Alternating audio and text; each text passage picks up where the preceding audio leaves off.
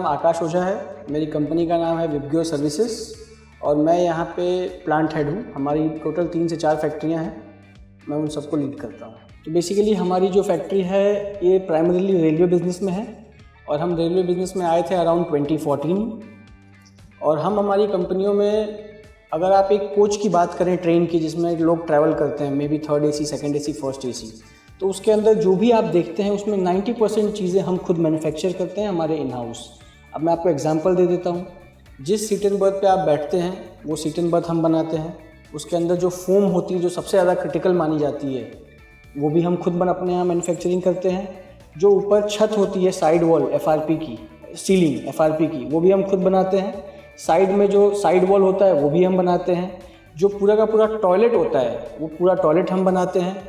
जितने भी तरह के दरवाजे हैं, एक होता है एंट्रेंस डोर कोच में घुसने के लिए, कोच में घुस गए उसके बाद AC वाले एरिया में जाने के लिए एक इंटर कम्युनिकेशन डोर होता है। 2 कोचेस के बीच का जो एंड वॉल डोर होता है, टॉयलेट के अंदर जाने के लिए जो लेवेटरी डोर होता है, वो सारा A to Z हम सब कुछ बनाते हैं। टेक्नोलॉजी की बात करें तो हम एक तो हमारे पास ERP सिस्टम है to track all our inventory, our processes. दूसरा, हम अच्छे इंफ्रास्ट्रक्चर में इन्वेस्ट करते हैं।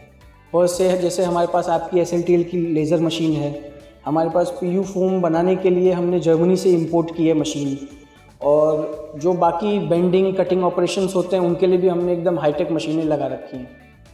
तो ये सारी इंफ्रास्ट्रक्चर, और इसके साथ साथ एक बहुत अच्छी टीम है हमारे पास, बहुत हार्ड वर्किंग, बहुत डेडिकेटेड टीम है, जिसकी वजह से हम ये सारा काम कर पाते हैं। 2 से ढाई साल पहले हमने मशीन ख़रीदी है हमारे पास।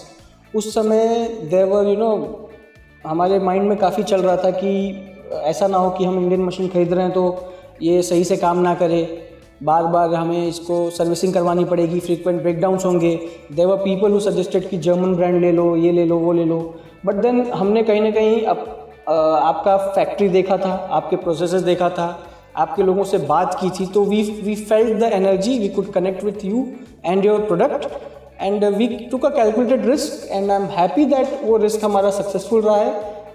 2 साल लगभग हो गए और कोई भी मेजर ब्रेकडाउन अब तक मेरी मशीन में नहीं आया, जिसकी वजह से मेरी मशीन लेट से 4 घंटे से ज़्यादा बंद हो गई है। हमारी मशीन 24 आवर्स चलती है।